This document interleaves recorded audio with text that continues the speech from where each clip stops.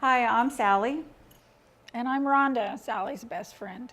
and I'm here to talk to you about the heart episode that I had July 5th, 2011. That night, Rhonda had come over, actually July 4th, Rhonda had come over to my house, and we had spent some time together, and I went to bed about 11 o'clock. I woke up, I think around 2 or 3 in the morning. I had this tingling sensation in my neck and my shoulders, kind of like what it feels like when your leg falls asleep. And I thought I was sleeping funny, so I just turned over and went back to sleep.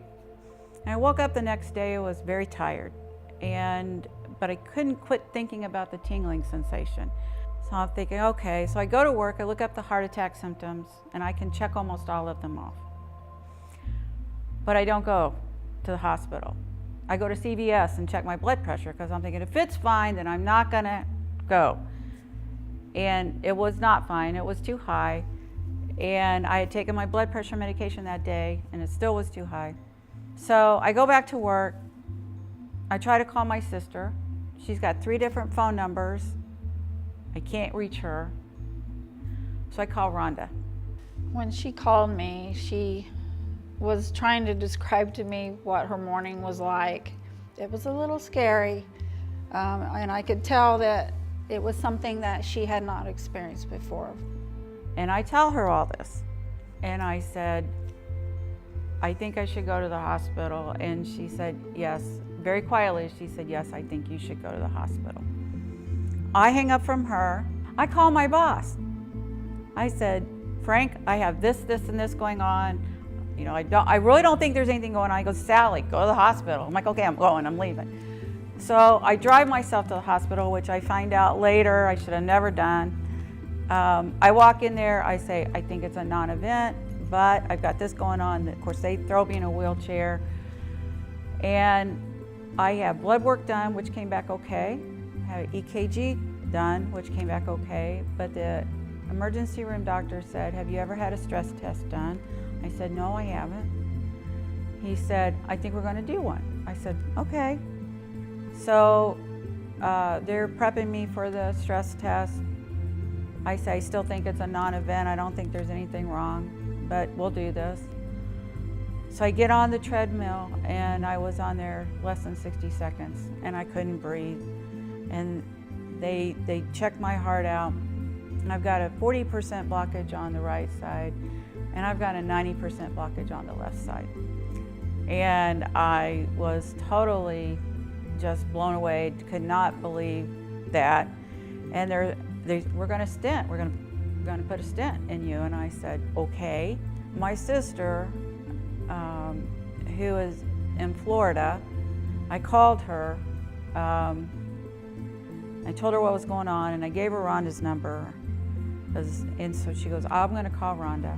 And she did. My dad died May of 2011, and he was the only close relative I had left. Both my sister and brother live in Florida now. We often joke that we're cosmic sisters because we've been best friends for 38 years. So it was natural for her to call Rhonda. And the next thing I knew, Rhonda was in my hospital room. I don't even remember the drive to the hospital. All I remember is walking into her room and standing there and talking to her and telling her they were gonna get her fixed up, and I was gonna be there when she got done. While she was in surgery, I was in the waiting room trying to keep tabs on what was going on with her, with the doctors, and then relaying that information to her family.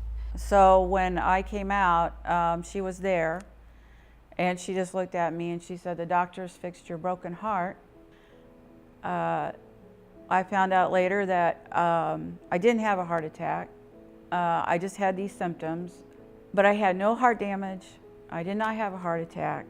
I just had these symptoms. And so I walked away really very fortunate. I was so worried somebody was going to think I was being dramatic, that I was causing a fuss over nothing, and I was worried about what other people would think if there wasn't anything wrong.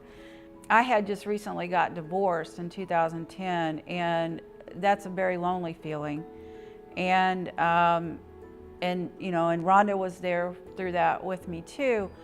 But you know, you don't have that spouse or that partner there that you can lean on, and so you're kind of thinking you got to fly by yourself and deal with this, and you really don't. You know, so oftentimes we think we got to do all this alone. We got to handle all this alone. You know, we're afraid to ask for help, and don't be afraid to ask for help. You know, if you've got a mom, ask her for help. If you've got a sister, ask her for help. Your daughter, your best friend, ask them for help.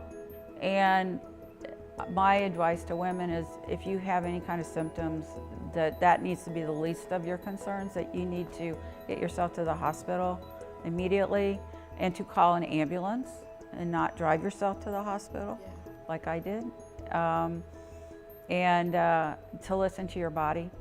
I would want other women to just simply really pay attention to their bodies. We're the ones that live with ourselves, and we know what we feel like from day to day. And if there's ever anything that's out of the ordinary that you've never felt before, that you really need to pay attention to that and to get yourself checked out, because those are the things that you need to look for. Those are the things that stand out. If you have something like that is not a normal ache and pain, then, you know, don't risk it. You need to get to the hospital.